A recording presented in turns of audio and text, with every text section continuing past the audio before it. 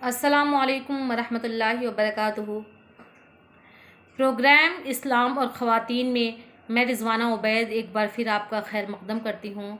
और आज हमारा एपिसोड 2 है और जिसमें हम बात करेंगे कि रोज़ा किन किन चीज़ों से टूट जाता है। गुज़िश्ता एपिसोड में हमने बात की थी कि रमज़ान की तैयारी कैसे करें। अगर आपने नहीं देखा है तो प्लीज़ आप देख लें। आऊज़ु बिल्लाहि मिनश्शैतानिर रजीम, बिस्मिल्लाहिर्रहमानिर रहीम। रब्बिश्रह ली सदरी वयस्सिर ली अमरी वहलुल उक़दतम मिन लिसानी यफ़क़हू क़ौली। जनरली अगर हम बात करते हैं रोज़े की तो सबसे पहले हमारे दिमाग में यही आता है कि रोज़ा इस चीज़ का नाम है कि अपने आप को खाने पीने से रोकना और नफसानी ख्वाहिशात से रोकना। बेसिकली ये चीज़ें हैं, लेकिन अगर देखा जाए कि रोज़े का असल मकसद क्या है। देखिए, रोज़े के लिए कुरान में दो लफ्ज़ आए हैं, एक है सौम और एक है सियाम। सौम कहते हैं कि अपने आप को सूरज तुलू होने से लेकर यानी सुबह फजर की अज़ान से लेकर मगरिब तक सूरज गुरूब होने तक अपने आप को खाने पीने से और नफसानी ख्वाहिशात से रोकना, ये है सौम का मतलब। सियाम क्या है? सियाम में क्या चीज़ें आती हैं? सियाम का मतलब ये है कि अपने आप को हर उस गलत चीज़ से रोकना जिसकी वजह से रोज़े में खलल पैदा हो सकती है। मिसाल के तौर पर आँखों से गलत चीज़ें ना देखना, हाथों से रिश्वत ना लेना, पैर को ऐसी जगह ना दाखिल करना, यानी पैर हमारा ऐसी जगह ना जाए जहाँ पे कोई गलत चीज़ें हो रही हों, या थिएटर में, हॉल में, इस तरह की चीज़ों में। और दिल में निफाक न रखना। और जब हम इन चीज़ों से बाज आ जाएंगे और जब हम इस चीज़ का ख्याल करेंगे और इस पर अमल करेंगे, तभी हम जाके रोज़े का जो मकसद है उसको हासिल कर सकते हैं। अल्लाह ताला ने कुरान मजीद में फरमाया है कि रोज़े का मकसद क्या है? तक़वा इख्तियार करना। तक़वा किस चीज़ का नाम है? तक़वा किसको कहते हैं? तक़वा उस चीज़ को कहते हैं कि अपने आप को हर उस चीज़ से रोकना जिसको करने के लिए अल्लाह ताला ने मना किया है। क्योंकि अल्लाह ताला ने कुरान मजीद में फरमाया है कि मा अताकुमुर रसूलु फ़ख़ुज़ूहु व मा नहा अन्कुम अन्हु फ़न्तहू। ये सारे एपिसोड बनाए गए हैं ख़वातीन को मद्देनज़र रखते हुए। उम्मीद है कि ख़वातीन ज़रूर इससे इस्तिफ़ादा हासिल करेंगी।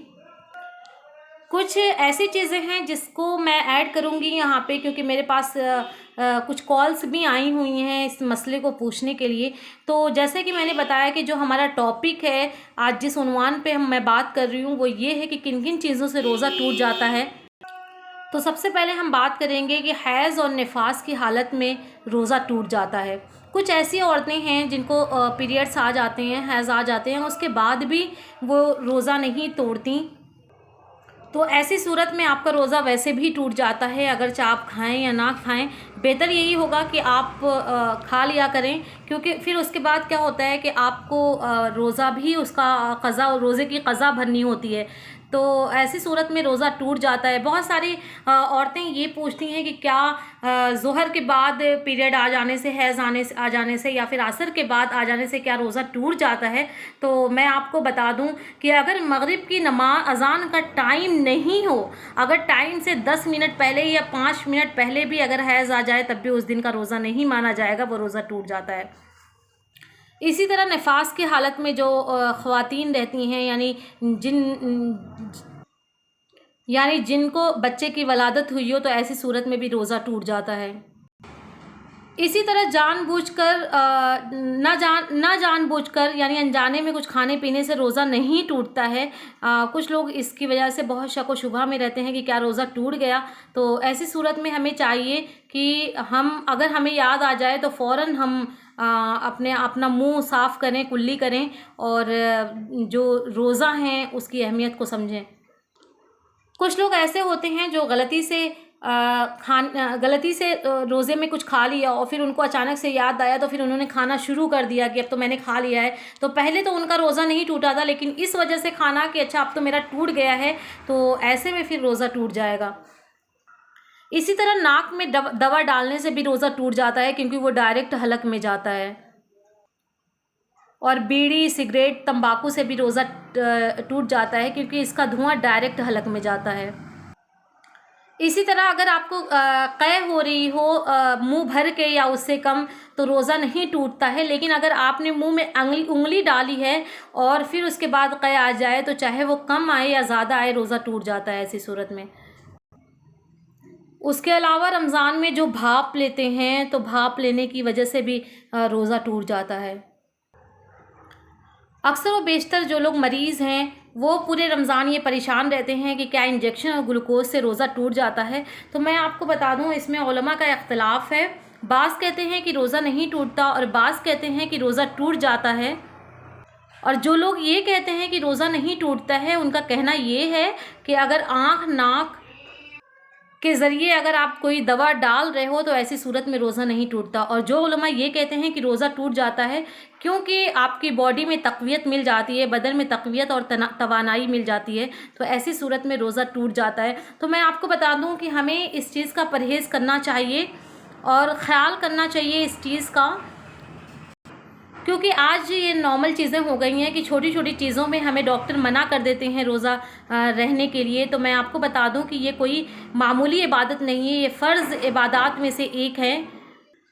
अगर आपको इन केस कोई प्रॉब्लम होती है, कोई बीमारी होती है जिससे रोज़ा मतलब रोज़ा रखने से आपकी तकलीफ़ आपके शदीद हो जाती है, तो आपको चाहिए कि आप ऐसे डॉक्टर से रब्ता करें जिनको अपनी फ़ील्ड के अलावा इस्लाम की भी नॉलेज हो, मज़हब की भी नॉलेज हो, जो आपको सही डायरेक्शन दे सकें।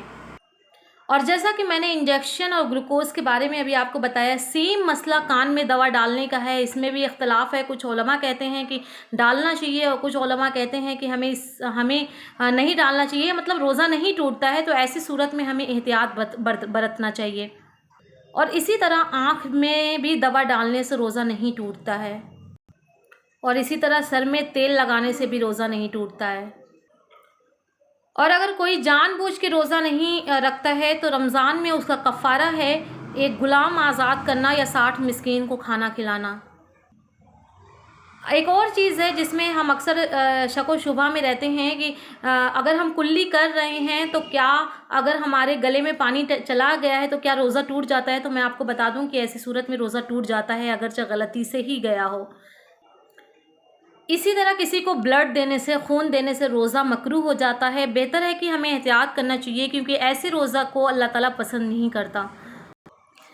अच्छा, चूँकि मैं एक मरतबा और आपको रिमाइंड करा दूँ कि चूँकि ये स्पेशल औरतों के लिए ये इस एपिसोड को बनाया गया है, तो हम उस ताल्लुक़ से भी ज़रूर बात करेंगे कि हम औरतें क्या करते हैं, ग़ीबत करते रहते हैं, भूतान तराशी करते रहते हैं रमज़ान में भी, और हमें लगता है कि सारी चीज़ें ठीक हैं। तो ये अल्लाह ताला को एक तो गुनाह है ही जो गुनाह मिल रहा है, और रमज़ान में जिस तरह एक इबादत का बदला अल्लाह ताला 70 इबादत से देता है, इसी तरह गुनाह का भी सेम है कि अगर हम गुनाह करते हैं तो रमज़ान में वो गुनाह ज़्यादा हो जाती है।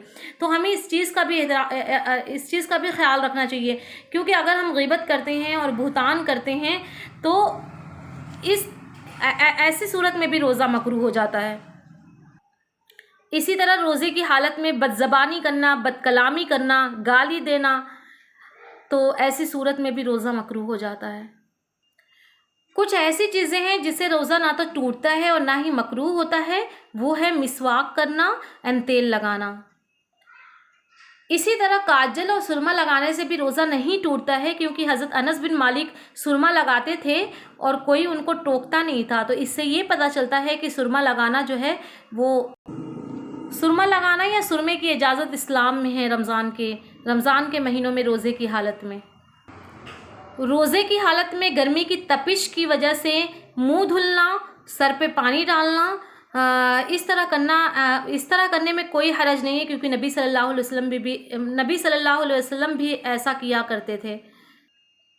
और हम में से बाज़ ख़वातीन ऐसी हैं कि जो रमज़ान में इफ़्तार बनाते वक्त अक्सर चीज़ों को टेस्ट किया करती हैं और फिर थूक देती हैं, तो उनको ऐसा लगता है, लेकिन चूँकि आपने टेस्ट कर लिया है, तो ऐसी सूरत में आपका रोज़ा मकरूह हो जाता है।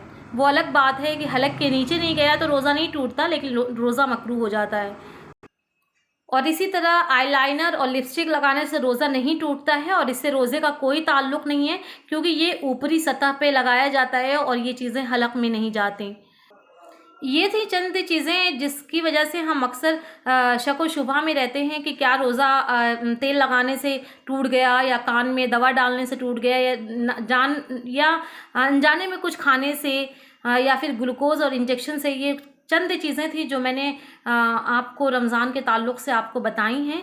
उम्मीद है कि आपको ये वीडियो पसंद आई हो, और नेक्स्ट वीडियो में इंशाल्लाह हम बात करेंगे ख़वातीन के स्पेशल इश्यूज़ के बारे में जो रमज़ान में उनको पेश आते हैं। अल्लाह हाफ़िज़।